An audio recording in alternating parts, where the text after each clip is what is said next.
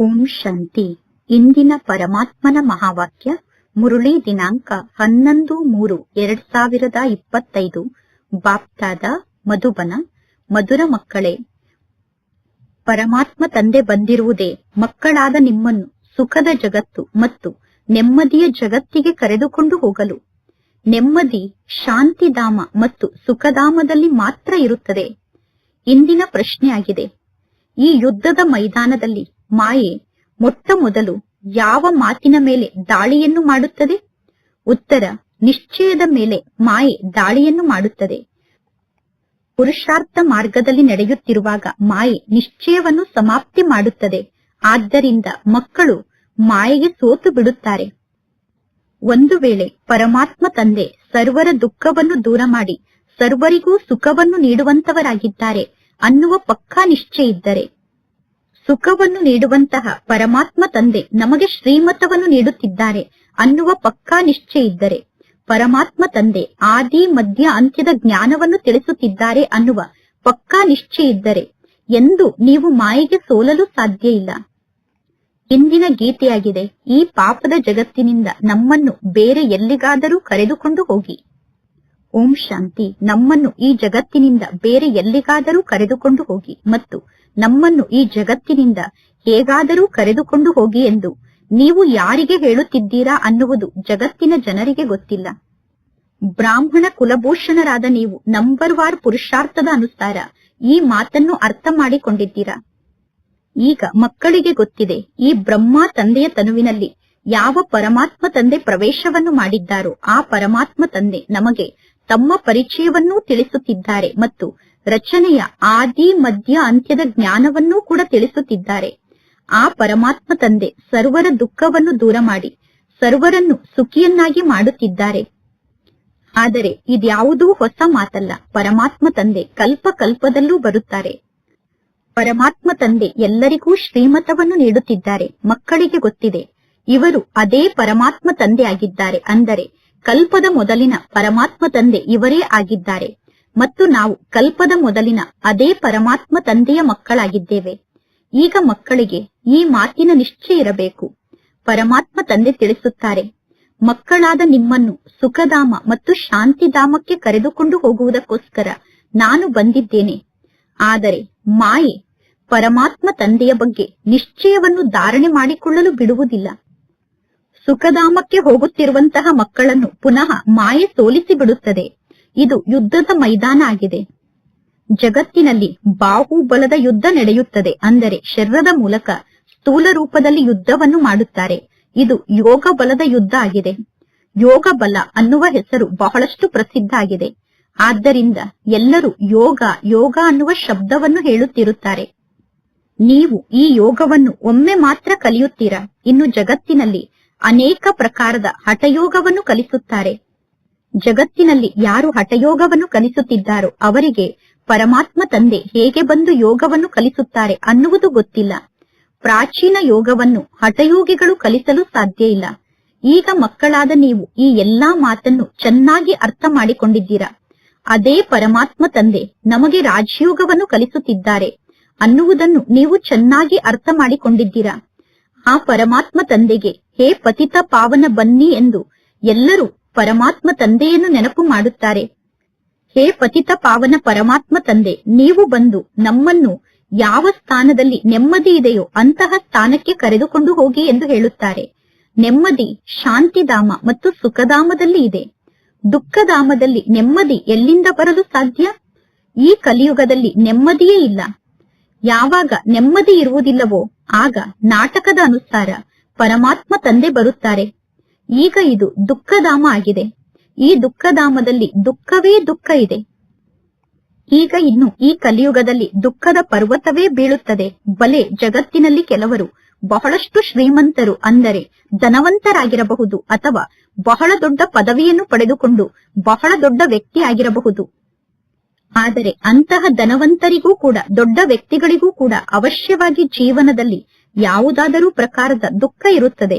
ಈಗ ಮಕ್ಕಳಾದ ನಿಮಗೆ ಗೊತ್ತಿದೆ, ಮಧುರ ತಂದೆಯ ಜೊತೆಗೆ ನಾವು ಇಲ್ಲಿ ಕುಳಿತಿದ್ದೇವೆ. ಆ ಪರಮಾತ್ಮ ತಂದೆ ಈಗ ಈ ಸೃಷ್ಟಿಗೆ ಬಂದಿದ್ದಾರೆ. ನಾಟಕದ ರಹಸ್ಯವನ್ನು ಈಗ ನೀವು ಅರ್ಥ ಮಾಡಿಕೊಂಡಿದ್ದೀರಾ. ಈಗ ಪರಮಾತ್ಮ ತಂದೆ ಬಂದಿದ್ದಾರೆ. ಪರಮಾತ್ಮ ತಂದೆ ಬಂದಿರುವುದೇ ನಮ್ಮನ್ನು ಜೊತೆಗೆ ಕರೆದುಕೊಂಡು ಹೋಗುವುದಕ್ಕೋಸ್ಕರ. ಪರಮಾತ್ಮ ತಂದೆ ಆತ್ಮರಿಗೆ ತಿಳಿಸುತ್ತಾರೆ, ಏಕೆಂದರೆ ಪರಮಾತ್ಮ ತಂದೆ ಆತ್ಮರಿಗೆ ತಂದೆ ಆಗಿದ್ದಾರೆ. ಆ ಪರಮಾತ್ಮ ತಂದೆಯ ಬಗ್ಗೆ ಗಾಯನ ಇದೆ. ಆತ್ಮರು ಪರಮಾತ್ಮ ತಂದೆಯನ್ನು ಅಗಲಿ ಬಹಳ ಸಮಯ ಆಗಿದೆ ಎಂದು. ಶಾಂತಿಧಾಮದಲ್ಲಿ ಎಲ್ಲಾ ಆತ್ಮರು ಪರಮಾತ್ಮ ತಂದೆಯ ಜೊತೆಗೆ ಇರುತ್ತಾರೆ. ಈಗ ಪರಮಾತ್ಮ ತಂದೆ ಈ ಸೃಷ್ಟಿಗೆ ಬಂದಿದ್ದಾರೆ. ಇನ್ನು ಶಾಂತಿಧಾಮದಲ್ಲಿ ಈಗಲೂ ಕೆಲವು ಆತ್ಮರು ಇದ್ದಾರೆ. ಶಾಂತಿಧಾಮದಲ್ಲಿರುವಂತಹ ಆ ಕೆಲವು ಆತ್ಮರು ಈಗ ಮೇಲಿನಿಂದ ಅವಶ್ಯವಾಗಿ ಕೆಳಗಡೆ ಬರುತ್ತಿರುತ್ತಾರೆ. ಈಗ ಪರಮಾತ್ಮ ತಂದೆ ನಿಮಗೆ ಎಷ್ಟೊಂದು ಜ್ಞಾನದ ಮಾತನ್ನು ತಿಳಿಸುತ್ತಾರೆ. ಜ್ಞಾನವನ್ನು ಕೇಳಿ ವಾಪಸ್ ಮನೆಗೆ ಹೋದ ತಕ್ಷಣ ನೀವು ಎಲ್ಲಾ ಜ್ಞಾನದ ಮಾತನ್ನು ಮರೆತು ಬಿಡುತ್ತೀರಾ. ಇದು ಬಹಳ ಸಹಜವಾದ ಮಾತಾಗಿದೆ. ಪರಮಾತ್ಮ ತಂದೆ ಸರ್ವರಿಗೂ ಸುಖವನ್ನು ನೀಡುವಂತಹ ಸುಖದ ದಾತ, ಸರ್ವರಿಗೂ ಶಾಂತಿಯನ್ನು ನೀಡುವಂತಹ ಶಾಂತಿಯ ದಾತ ಆಗಿದ್ದಾರೆ. ಶಾಂತಿಯ ದಾತ, ಸುಖದ ದಾತ ಆದಂತಹ ಪರಮಾತ್ಮ ತಂದೆ ಕುಳಿತು ಮಕ್ಕಳಿಗೆ ಜ್ಞಾನವನ್ನು ತಿಳಿಸುತ್ತಿದ್ದಾರೆ. ಪರಮಾತ್ಮ ತಂದೆಗೆ ಮಕ್ಕಳಾದಂತಹ ನೀವು ಎಷ್ಟು ಕಡಿಮೆ ಜನ ಇದ್ದೀರಾ. ನಿಧಾನವಾಗಿ ನಿಮ್ಮ ಸಂಖ್ಯೆ ವೃದ್ಧಿಯಾಗುತ್ತಾ ಹೋಗುತ್ತದೆ. ಈಗ ಪರಮಾತ್ಮ ತಂದೆಯ ಜೊತೆಗೆ ನಿಮಗೆ ಗುಪ್ತ ರೂಪದಲ್ಲಿ ಪ್ರೀತಿ ಇದೆ. ನೀವು ಎಲ್ಲಿ ಬೇಕಾದರೂ ಇರಿ, ಆದರೆ ಪರಮಾತ್ಮ ತಂದೆ ಮಧುಬನದಲ್ಲಿ ಕುಳಿತಿದ್ದಾರೆ ಅನ್ನುವ ಮಾತು ನಿಮ್ಮ ಬುದ್ಧಿಯಲ್ಲಿ ಸದಾ ಸ್ಮೃತಿಯಲ್ಲಿ ಇರುತ್ತದೆ. ಪರಮಾತ್ಮ ತಂದೆ ತಿಳಿಸುತ್ತಾರೆ, ತಂದೆಯಾದ ನನ್ನನ್ನು ಆ ಮೂಲ ವತನದಲ್ಲಿ ನೀವು ನೆನಪು ಮಾಡಿ. ನಿಮ್ಮೆಲ್ಲರ ನಿವಾಸ ಸ್ಥಾನ ಆ ಮೂಲ ವತನ ಆಗಿದೆ ಅಂದ ಮೇಲೆ ಅವಶ್ಯವಾಗಿ ನೀವು ಪರಮಾತ್ಮ ತಂದೆಯನ್ನು ನೆನಪು ಮಾಡುತ್ತೀರಾ. ಆ ಪರಮಾತ್ಮ ತಂದೆಗೆ ನೀವು ಪರಮಾತ್ಮ ತಂದೆ ನೀವು ನಮಗೆ ಮಾತ್ಪಿತಾ ಆಗಿದ್ದೀರಾ ಎಂದು ಗಾಯನವನ್ನು ಮಾಡುತ್ತೀರಾ. ಅಂದ ಮೇಲೆ ಅವಶ್ಯವಾಗಿ ಮಾತ್ಪಿತಾ ಆದಂತಹ ಪರಮಾತ್ಮ ತಂದೆ ಈಗ ನಿಮ್ಮ ಬಳಿ ಬಂದಿದ್ದಾರೆ. ಪರಮಾತ್ಮ ತಂದೆ ತಿಳಿಸುತ್ತಾರೆ, ನಾನೀಗ ನಿಮ್ಮನ್ನು ವಾಪಸ್ ಮನೆಗೆ ಕರೆದುಕೊಂಡು ಹೋಗುವುದಕ್ಕೋಸ್ಕರ ಬಂದಿದ್ದೇನೆ. ರಾವಣ ನಿಮ್ಮನ್ನು ಪತಿತರನ್ನಾಗಿ ಮಾಡಿದ್ದಾನೆ. ರಾವಣ ನಿಮ್ಮನ್ನು ತಮೋ ಪ್ರಧಾನರನ್ನಾಗಿ ಮಾಡಿದ್ದಾನೆ. ಈಗ ಪುನಃ ನೀವು ಸತೋ ಪ್ರಧಾನರಾಗಬೇಕು. ನೀವೀಗ ಪಾವನರಾಗಬೇಕು. ಪತಿತ ಆತ್ಮರು ಹೇಗೆ ವಾಪಸ್ ಮನೆಗೆ ಹೋಗಲು ಸಾಧ್ಯ? ವಾಪಸ್ ಮನೆಗೆ ಹೋಗುವುದಕ್ಕೋಸ್ಕರ ನೀವು ಅವಶ್ಯವಾಗಿ ಪವಿತ್ರರಾಗಬೇಕು. ಈಗ ಈ ಕಲಿಯುಗದಲ್ಲಿ ಸತೋ ಪ್ರಧಾನ ಆದಂತಹ ಒಬ್ಬ ಮನುಷ್ಯರೂ ಇಲ್ಲ. ಈಗ ಇದು ತಮೋ ಪ್ರಧಾನ ಜಗತ್ತಾಗಿದೆ. ಇದು ಮನುಷ್ಯರ ಮಾತಾಗಿದೆ. ಮನುಷ್ಯರಿಗೋಸ್ಕರ ಪರಮಾತ್ಮ ತಂದೆ ಸತೋ ಪ್ರಧಾನ, ಸತೋ, ರಜೋ, ತಮೋ ಸ್ಥಿತಿಯ ರಹಸ್ಯದ ಬಗ್ಗೆ ತಿಳಿಸುತ್ತಾರೆ. ತಂದೆ ಮಕ್ಕಳಿಗೆ ಜ್ಞಾನವನ್ನು ತಿಳಿಸುತ್ತಾರೆ. ಈ ಜ್ಞಾನ ಬಹಳ ಸಹಜ ಆಗಿದೆ. ಆತ್ಮರಾದ ನೀವು ನಿಮ್ಮ ಮನೆಯಾದ ಶಾಂತಿಧಾಮದಲ್ಲಿ ನಿವಾಸವನ್ನು ಮಾಡುತ್ತಿದ್ದೀರಿ. ಆ ಶಾಂತಿಧಾಮದಲ್ಲಿ ಎಲ್ಲಾ ಪಾವನ ಆತ್ಮರೇ ನಿವಾಸವನ್ನು ಮಾಡುತ್ತಾರೆ. ಅಪವಿತ್ರರು ಶಾಂತಿಧಾಮದಲ್ಲಿ ನಿವಾಸವನ್ನು ಮಾಡಲು ಸಾಧ್ಯ ಇಲ್ಲ. ಅದರ ಹೆಸರೇ ಮುಕ್ತಿಧಾಮ ಆಗಿದೆ. ಈಗ ಪರಮಾತ್ಮ ತಂದೆ ನಿಮ್ಮೆಲ್ಲರನ್ನು ಪಾವನರನ್ನಾಗಿ ಮಾಡಿ ಕಳಿಸುತ್ತಾರೆ. ನಂತರ ನೀವು ಪಾತ್ರವನ್ನು ಅಭಿನಯ ಮಾಡಲು ಸುಖಧಾಮದಲ್ಲಿ ಬರುತ್ತೀರಾ. ನಂತರ ನೀವೇ ಸತೋ, ರಜೋ, ತಮೋ ಸ್ಥಿತಿಯನ್ನು ಪಾರು ಮಾಡುತ್ತೀರಾ. ಎಲ್ಲರೂ ಕೂಗಿ ಕರೆಯುತ್ತಾರೆ, ಪರಮಾತ್ಮ ತಂದೆ ನಮ್ಮನ್ನು ಅಂತಹ ಜಗತ್ತಿಗೆ ಕರೆದುಕೊಂಡು ಹೋಗಿ. ಅಂದರೆ ಯಾವ ಜಗತ್ತಿನಲ್ಲಿ ನೆಮ್ಮದಿ ಇದೆಯೋ ಅಂತಹ ಜಗತ್ತಿಗೆ ನಮ್ಮನ್ನು ಕರೆದುಕೊಂಡು ಹೋಗಿ ಎಂದು ಎಲ್ಲರೂ ಪರಮಾತ್ಮ ತಂದೆಯನ್ನು ಕರೆಯುತ್ತಾರೆ. ನೆಮ್ಮದಿ ಎಲ್ಲಿ ಸಿಗಲು ಸಾಧ್ಯ ಅನ್ನುವುದು ಸಾಧು ಸಂತರು ಮುಂತಾದವರಿಗೂ ಗೊತ್ತಿಲ್ಲ. ಈಗ ಮಕ್ಕಳಾದ ನಿಮಗೆ ಗೊತ್ತಿದೆ. ಸುಖ, ಶಾಂತಿ ಮತ್ತು ನೆಮ್ಮದಿ ನಮಗೆ ಎಲ್ಲಿ ಸಿಗುತ್ತದೆ ಎಂದು. ಸುಖ, ಶಾಂತಿ ಮತ್ತು ನೆಮ್ಮದಿ ಯಾವ ಸ್ಥಾನದಲ್ಲಿ ಸಿಗುತ್ತದೆ ಅನ್ನುವುದು ಮಕ್ಕಳಿಗೆ ಗೊತ್ತಿದೆ. ಪರಮಾತ್ಮ ತಂದೆ ಈಗ ನಮಗೆ 21 ಜನ್ಮಕ್ಕೋಸ್ಕರ ಸುಖವನ್ನು ನೀಡಲು ಬಂದಿದ್ದಾರೆ. ಇನ್ನು ಯಾರೆಲ್ಲಾ ಆತ್ಮರು ಈ ಸೃಷ್ಟಿಯ ಅಂತಿಮ ಸಮಯದಲ್ಲಿ ಈ ಸೃಷ್ಟಿಗೆ ಬರುತ್ತಾರೋ ಆ ಎಲ್ಲಾ ಆತ್ಮರಿಗೂ ಮುಕ್ತಿಯನ್ನು ನೀಡುವುದಕ್ಕೋಸ್ಕರ ಪರಮಾತ್ಮ ತಂದೆ ಬಂದಿದ್ದಾರೆ. ಯಾರು ಲೇಟ್ ಆಗಿ ಈ ಸೃಷ್ಟಿಗೆ ಬರುತ್ತಾರೋ ಅವರು ಈ ಸೃಷ್ಟಿಯಲ್ಲಿ ಸ್ವಲ್ಪ ಪಾತ್ರವನ್ನು ಅಭಿನಯ ಮಾಡುತ್ತಾರೆ. ನಿಮ್ಮ ಪಾತ್ರ ಈ ಸೃಷ್ಟಿಯಲ್ಲಿ ಎಲ್ಲರಿಗಿಂತ ದೊಡ್ಡ ಪಾತ್ರ ಆಗಿದೆ. ನಿಮಗೆ ಗೊತ್ತಿದೆ, ನಾವು 84 ಜನ್ಮವನ್ನು ಪಡೆದುಕೊಂಡು ಪಾತ್ರವನ್ನು ಅಭಿನಯ ಮಾಡಿ ಪೂರ್ಣಗೊಳಿಸಿದ್ದೇವೆ. ಈಗ ಈ ನಾಟಕ ಚಕ್ರ ಸಮಾಪ್ತಿಯಾಗುತ್ತಿದೆ. ಈ ಸಂಪೂರ್ಣ ಹಳೆಯ ವೃಕ್ಷ ಈಗ ಸಮಾಪ್ತಿಯಾಗಲೇಬೇಕು. ನಿಮ್ಮ ಈ ಗುಪ್ತ ಗೌರ್ಮೆಂಟ್ ಈಗ ದೈವಿ ವೃಕ್ಷದ ಕಸಿಯನ್ನು ಮಾಡುತ್ತಿದೆ. ಜಗತ್ತಿನ ಜನ ಕಾಡಿನ ವೃಕ್ಷದ ಕಸಿಯನ್ನು ಮಾಡುತ್ತಾರೆ. ಜಗತ್ತಿನ ಜನ ಕಾಡಿನ ವೃಕ್ಷವನ್ನು ನೆಡುತ್ತಾರೆ. ಇಲ್ಲಿ ಪರಮಾತ್ಮ ತಂದೆ ಮುಳ್ಳನ್ನು ಪರಿವರ್ತನೆ ಮಾಡಿ ದೈವಿ ಹೂಗಳ ವೃಕ್ಷವನ್ನು ನಿರ್ಮಾಣ ಮಾಡುತ್ತಿದ್ದಾರೆ. ಜಗತ್ತಿನಲ್ಲೂ ಕೂಡ ಗೌರ್ಮೆಂಟ್ ಇದೆ, ಆದರೆ ಇದು ಗುಪ್ತ ಗೌರ್ಮೆಂಟ್ ಆಗಿದೆ. ಜಗತ್ತಿನ ಜನ ಏನನ್ನು ಮಾಡುತ್ತಿದ್ದಾರೆ ಮತ್ತು ನೀವು ಏನನ್ನು ಮಾಡುತ್ತಿದ್ದೀರಾ? ಜಗತ್ತಿನ ಜನರಿಗೂ ನಿಮಗೂ ಎಷ್ಟೊಂದು ಅಂತರ ಇದೆ ನೋಡಿ. ಜಗತ್ತಿನಲ್ಲಿರುವ ಸ್ಥೂಲ ಗೌರ್ಮೆಂಟ್ಗೂ ನಿಮ್ಮ ಈ ಆತ್ಮಿಕ ಗೌರ್ಮೆಂಟ್ಗೂ ಎಷ್ಟೊಂದು ಅಂತರ ಇದೆ ನೋಡಿ. ಜಗತ್ತಿನ ಜನ ಈ ಯಾವ ಮಾತನ್ನು ಸ್ವಲ್ಪ ಕೂಡ ಅರ್ಥ ಮಾಡಿಕೊಂಡಿಲ್ಲ. ಜಗತ್ತಿನ ಜನ ಕೇವಲ ವೃಕ್ಷಗಳ ಕಸಿಯನ್ನು ಮಾಡಿ ವೃಕ್ಷಗಳನ್ನು ನೆಡುತ್ತಾರೆ. ಅದು ಕಾಡಿನ ವೃಕ್ಷ ಆಗಿದೆ. ಕಾಡಿನಲ್ಲಿ ಅನೇಕ ಪ್ರಕಾರದ ವೃಕ್ಷ ಇರುತ್ತದೆ. ಆ ಅನೇಕ ಪ್ರಕಾರದ ವೃಕ್ಷದಲ್ಲಿ ಕೆಲವು ಪ್ರಕಾರದ ವೃಕ್ಷವನ್ನು ನೆಟ್ಟರೆ ಇನ್ನು ಕೆಲವು ಪ್ರಕಾರದ ವೃಕ್ಷವನ್ನು ನೆಡುತ್ತಾರೆ. ಈಗ ಇಲ್ಲಿ ಪರಮಾತ್ಮ ತಂದೆ ಮಕ್ಕಳಾದ ನಿಮ್ಮನ್ನು ಪುನಃ ದೇವತೆಯನ್ನಾಗಿ ಮಾಡುತ್ತಿದ್ದಾರೆ. ನೀವೇ ಸತೋ ಪ್ರಧಾನ ದೇವತೆಗಳಾಗಿದ್ದೀರಿ. ಪುನಃ 84 ಜನ್ಮದ ಚಕ್ರದಲ್ಲಿ ಬಂದು ನೀವು ತಮೋ ಪ್ರಧಾನರಾಗಿದ್ದೀರಾ. ಯಾರು ಸದಾ ಸತೋ ಪ್ರಧಾನ ಆಗಿರಲು ಸಾಧ್ಯ ಇಲ್ಲ. ಪ್ರತಿಯೊಂದು ವಸ್ತು ಹೊಸದಿದ್ದು ಅವಶ್ಯವಾಗಿ ಹಳೆಯದಾಗುತ್ತದೆ. ಮೊದಲು ನೀವು 24 ಕ್ಯಾರೆಟ್ ಚಿನ್ನ ಆಗಿದ್ದೀರಿ. ಈಗ 9 ಕ್ಯಾರೆಟ್ ಚಿನ್ನದ ಆಭರಣ ಆಗಿದ್ದೀರಾ. ಪುನಃ 24 ಕ್ಯಾರೆಟ್ನ ಚಿನ್ನ ಆಗಬೇಕು. ಆತ್ಮರೇ ಈ ರೀತಿ ಆಗಿದ್ದಾರೆ, ಅಂದರೆ ಆತ್ಮರೇ ಕಲ್ಮಶವುಳ್ಳವರಾಗಿದ್ದಾರೆ. ಎಂತಹ ಚಿನ್ನ ಇರುತ್ತದೆಯೋ ಆ ಚಿನ್ನಕ್ಕೆ ತಕ್ಕಂತೆ ಆಭರಣ ತಯಾರಾಗುತ್ತದೆ. ಈ ಸಮಯದಲ್ಲಿ ಎಲ್ಲರೂ ಕಪ್ಪಾಗಿದ್ದಾರೆ, ಎಲ್ಲರೂ ಶ್ಯಾಮ ಆಗಿದ್ದಾರೆ. ದೇವತೆಗಳಿಗೆ ಮರ್ಯಾದೆಯನ್ನು ಕೊಡುವುದಕ್ಕೋಸ್ಕರ ಕಪ್ಪು ಅನ್ನುವ ಅಕ್ಷರವನ್ನು ಹೇಳುವ ಬದಲು ಶ್ಯಾಮ ಅನ್ನುವ ಅಕ್ಷರವನ್ನು ಹೇಳುತ್ತಾರೆ. ಆತ್ಮ ಸತೋ ಪ್ರಧಾನ ಪವಿತ್ರ ಆತ್ಮ ಆಗಿತ್ತು. ಪುನಃ ಆತ್ಮದಲ್ಲಿ ಎಷ್ಟೊಂದು ಕಲ್ಮಶ ಸೇರಿಕೊಂಡಿದೆ. ಈಗ ಪುನಃ ಪವಿತ್ರ ಆತ್ಮರಾಗುವುದಕ್ಕೋಸ್ಕರ ಪರಮಾತ್ಮ ತಂದೆ ಮಕ್ಕಳಿಗೆ ಯುಕ್ತಿಯನ್ನು ತಿಳಿಸುತ್ತಿದ್ದಾರೆ. ಇದು ಯೋಗದ ಅಗ್ನಿಯಾಗಿದೆ. ಈ ಯೋಗದ ಅಗ್ನಿಯ ಮೂಲಕ ಆತ್ಮರಾದ ನಿಮ್ಮಲ್ಲಿ ಇರುವಂತಹ ಕಲ್ಮಶ ಸಮಾಪ್ತಿಯಾಗುತ್ತದೆ. ನೀವು ಪರಮಾತ್ಮ ತಂದೆಯನ್ನು ನೆನಪು ಮಾಡಬೇಕು. ಪರಮಾತ್ಮ ತಂದೆ ಸ್ವಯಂ ತಿಳಿಸುತ್ತಾರೆ, ನನ್ನನ್ನು ನೀವು ಈ ರೀತಿ ನೆನಪು ಮಾಡಿ ಎಂದು. ಈ ಪ್ರಕಾರದಿಂದ ನನ್ನನ್ನು ನೆನಪು ಮಾಡಿ ಎಂದು ತಂದೆ ಸ್ವಯಂ ತಿಳಿಸುತ್ತಾರೆ. ನಾನು ಪತಿತ ಪಾವನ ಆಗಿದ್ದೇನೆ. ಪತಿತ ಪಾವನ ಆದಂತಹ ನಾನು ನಿಮ್ಮನ್ನು ಅನೇಕ ಬಾರಿ ಪತಿತರಿಂದ ಪಾವನರನ್ನಾಗಿ ಮಾಡಿದ್ದೇನೆ. ಮೊದಲು ನಿಮಗೂ ಈ ಯಾವ ಜ್ಞಾನದ ಮಾತು ಗೊತ್ತಿರಲಿಲ್ಲ. ಈಗ ನಿಮಗೆ ಅರ್ಥ ಆಗಿದೆ. ಇಂದು ನಾವು ಪತಿತ ಆತ್ಮರಾಗಿದ್ದೇವೆ, ನಾಳೆ ಪುನಃ ನಾವು ಪಾವನ ಆತ್ಮರಾಗುತ್ತೇವೆ. ಜಗತ್ತಿನ ಜನ ಕಲ್ಪದ ಆಯಸ್ಸನ್ನು ಲಕ್ಷಾಂತರ ವರ್ಷ ಎಂದು ಬರೆದು ಮನುಷ್ಯರನ್ನು ಘೋರವಾದ ಅಂಧಕಾರಕ್ಕೆ ತಳ್ಳಿಬಿಟ್ಟಿದ್ದಾರೆ. ಈಗ ಪರಮಾತ್ಮ ತಂದೆ ಬಂದು ಪ್ರತಿಯೊಂದು ಮಾತನ್ನು ಬಹಳ ಚೆನ್ನಾಗಿ ತಿಳಿಸುತ್ತಾರೆ. ಈಗ ಮಕ್ಕಳಿಗೆ ಗೊತ್ತಿದೆ ನಮಗೆ ಇಲ್ಲಿ ಯಾರು ಶಿಕ್ಷಣವನ್ನು ಕಲಿಸುತ್ತಿದ್ದಾರೆ ಎಂದು. ಜ್ಞಾನದ ಸಾಗರ ಪತಿತ ಪಾವನ ಆದಂತಹ ಪರಮಾತ್ಮ ತಂದೆ ಸರ್ವರ ಸದ್ಗತಿದಾತ ಆಗಿದ್ದಾರೆ.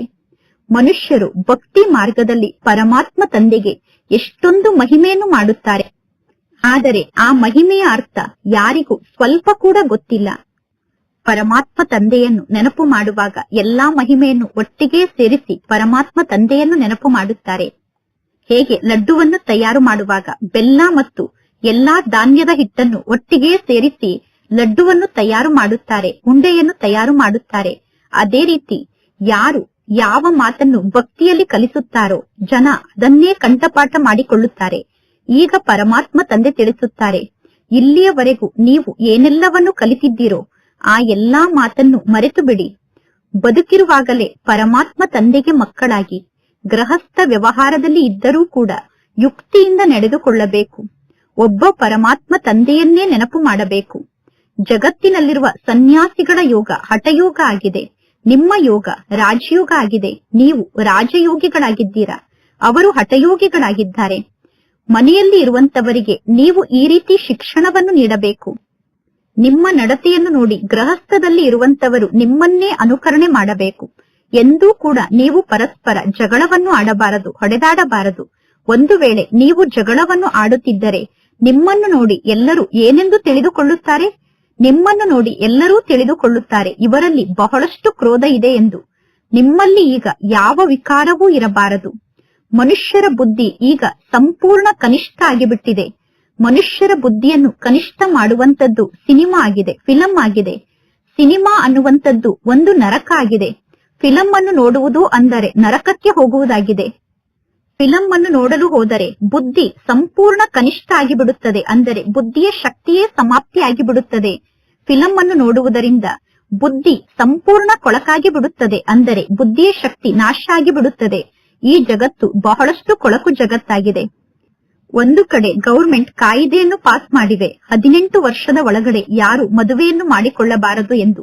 ಆದರೂ ಕೂಡ ಬಹಳಷ್ಟು ಮದುವೆಗಳು ನಡೆಯುತ್ತಿರುತ್ತದೆ, ಅಂದರೆ 18 ವರ್ಷಕ್ಕಿಂತ ಸಣ್ಣವರ ಬಹಳಷ್ಟು ಮದುವೆಗಳು ಈ ಜಗತ್ತಿನಲ್ಲಿ ನಡೆಯುತ್ತಿರುತ್ತದೆ.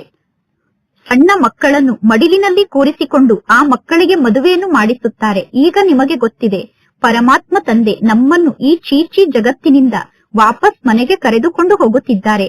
ಪರಮಾತ್ಮ ತಂದೆ ನಮ್ಮನ್ನು ಸ್ವರ್ಗಕ್ಕೆ ಮಾಲೀಕರನ್ನಾಗಿ ಮಾಡುತ್ತಾರೆ. ಪರಮಾತ್ಮ ತಂದೆ ತಿಳಿಸುತ್ತಾರೆ, ನಷ್ಟ ಮೋಹಿಗಳಾಗಿ ಕೇವಲ ತಂದೆಯಾದ ನನ್ನನ್ನು ನೀವು ನೆನಪು ಮಾಡಿ. ಕುಟುಂಬ ಪರಿವಾರದಲ್ಲಿ ಇದ್ದರೂ ಕೂಡ ತಂದೆಯಾದ ನನ್ನನ್ನು ನೀವು ನೆನಪು ಮಾಡಿ.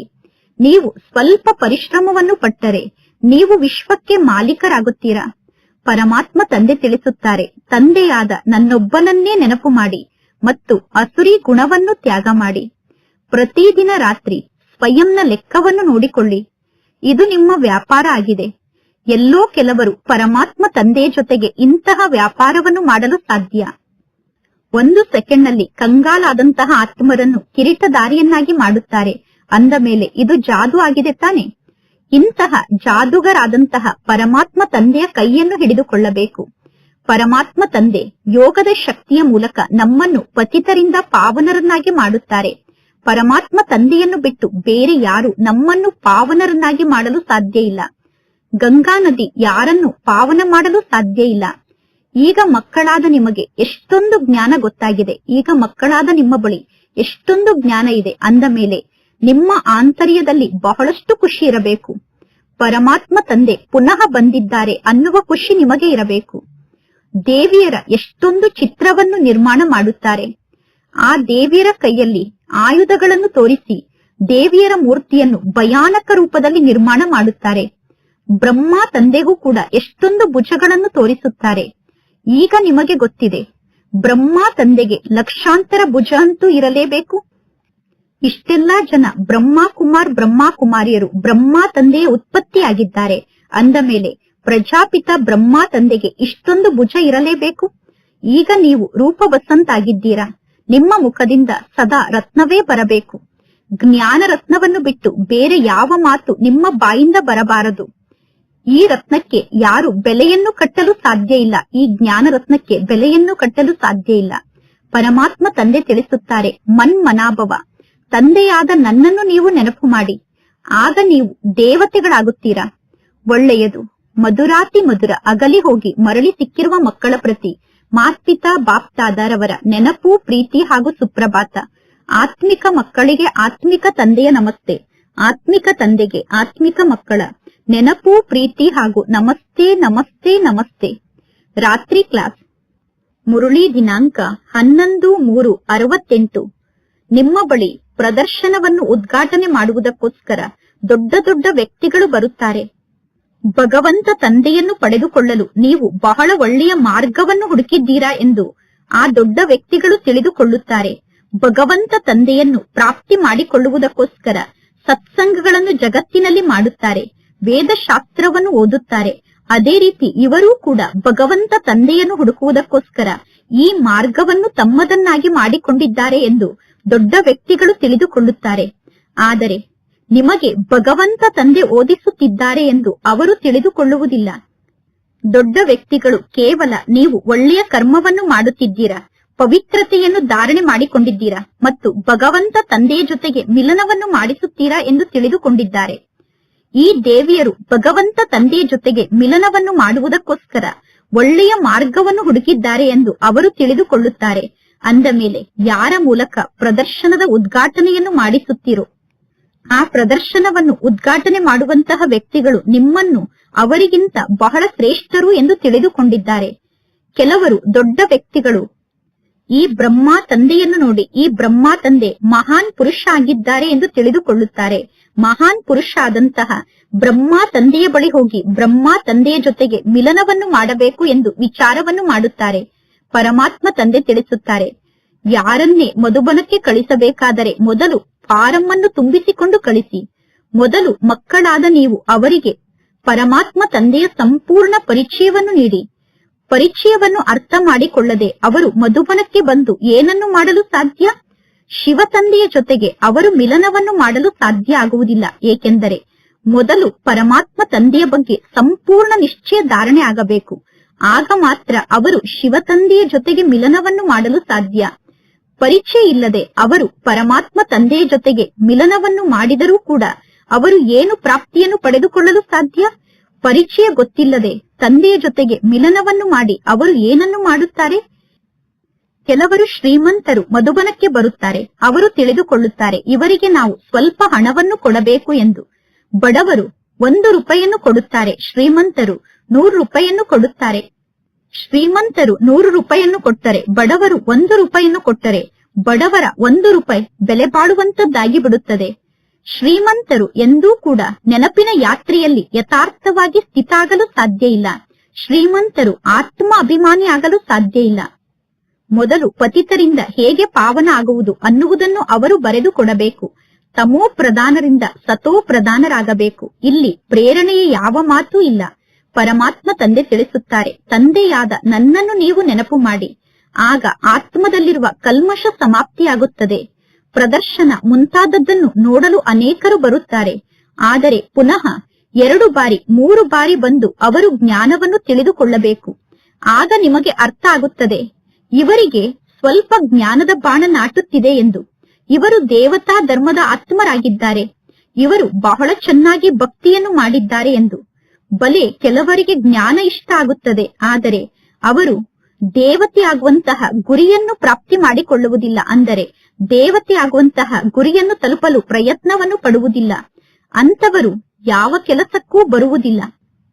ಈ ನಾಟಕ ಸದಾ ನಡೆಯುತ್ತಿರುತ್ತದೆ ಅನ್ನುವುದು ಮಕ್ಕಳಿಗೆ ಗೊತ್ತಿದೆ. ಅಂದ ಮೇಲೆ ಏನೆಲ್ಲಾ ಜಗತ್ತಿನಲ್ಲಿ ನಡೆಯುತ್ತಿದೆಯೋ ಬುದ್ಧಿಯ ಮೂಲಕ ನೀವು ಅರ್ಥ ಮಾಡಿಕೊಂಡಿದ್ದೀರಾ ಜಗತ್ತಿನಲ್ಲಿ ಏನು ನಡೆಯುತ್ತಿದೆ ಎಂದು. ನಿಮ್ಮ ಬುದ್ಧಿಯಲ್ಲಿ ಈ ಸಂಪೂರ್ಣ ನಾಟಕ ಚಕ್ರ ತಿರುಗುತ್ತಿರುತ್ತದೆ. ಈ ನಾಟಕ ಚಕ್ರ ಪುನರಾವರ್ತನೆ ಆಗುತ್ತದೆ. ಯಾರು ಕಲ್ಪದ ಮೊದಲು ಯಾವ ಪುರುಷಾರ್ಥವನ್ನು ಮಾಡಿದ್ದಾರೋ ಅವರು ಈಗಲೂ ಕೂಡ ಅದೇ ಪುರುಷಾರ್ಥವನ್ನು ಮಾಡುತ್ತಾರೆ. ಪರಮಾತ್ಮ ತಂದೆ ಯಾರಿಂದ ದಾನವನ್ನು ಪಡೆದುಕೊಳ್ಳಬೇಕು, ಯಾರಿಂದ ದಾನವನ್ನು ಪಡೆದುಕೊಳ್ಳಬಾರದು ಅನ್ನುವುದು ಪರಮಾತ್ಮ ತಂದೆಯ ಕೈಯಲ್ಲಿ ಇದೆ.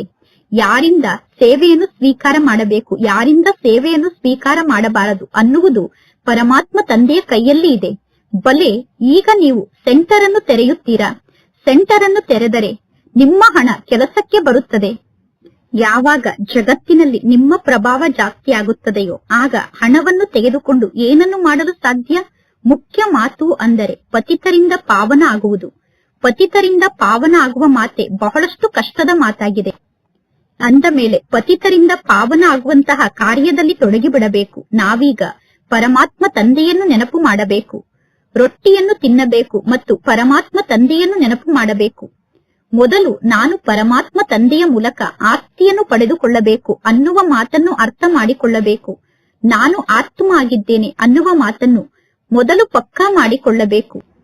ಯಾವಾಗ ಇಂತಹ ಆತ್ಮರು ಜ್ಞಾನ ಮಾರ್ಗದಲ್ಲಿ ಹುಟ್ಟಿಕೊಳ್ಳುತ್ತಾರೋ ಆಗ ತೀಕ್ಷ್ಣವಾಗಿ ಈ ಯೋಗದ ರೇಸ್ನಲ್ಲಿ ಅವರು ಮುಂದೆ ಹೋಗಲು ಸಾಧ್ಯ. ವಾಸ್ತವದಲ್ಲಿ ಮಕ್ಕಳಾದ ನೀವು ಇಡೀ ವಿಶ್ವವನ್ನೇ ಯೋಗದ ಶಕ್ತಿಯಿಂದ ಪವಿತ್ರ ವಿಶ್ವವನ್ನಾಗಿ ಮಾಡುತ್ತೀರಾ. ಅಂದ ಮೇಲೆ ಮಕ್ಕಳಾದ ನಿಮಗೆ ಎಷ್ಟೊಂದು ನಶೆ ಇರಬೇಕು. ಮುಖ್ಯ ಮಾತು ಅಂದರೆ ಪವಿತ್ರತೆಯ ಮಾತಾಗಿದೆ. ಇಲ್ಲಿ ಶಿಕ್ಷಣವನ್ನು ಕಲಿಸಲಾಗುತ್ತದೆ ಮತ್ತು ಪವಿತ್ರರನ್ನಾಗಿ ಮಾಡಲಾಗುತ್ತದೆ. ಇಲ್ಲಿ ನೀವು ಸ್ವಚ್ಛರಾಗಿ ಇರಬೇಕು. ಆಂತರ್ಯದಲ್ಲಿ ಬೇರೆ ಯಾವ ಮಾತಿನ ನೆನಪೂ ಕೂಡ ಇರಬಾರದು. ನಿಮಗೆ ಆಂತರ್ಯದಲ್ಲಿ ಯಾವ ಮಾತು ನೆನಪಿಗೆ ಬರಬಾರದು. ಮಕ್ಕಳಿಗೆ ಪರಮಾತ್ಮ ತಂದೆ ತಿಳಿಸಿದ್ದಾರೆ, ಅಶರೀರಿ ಭವ. ನೀವು ಇಲ್ಲಿಗೆ ಪಾತ್ರವನ್ನು ಅಭಿನಯ ಮಾಡುವುದಕ್ಕೋಸ್ಕರ ಬಂದಿದ್ದೀರಾ. ಎಲ್ಲರೂ ತಮ್ಮ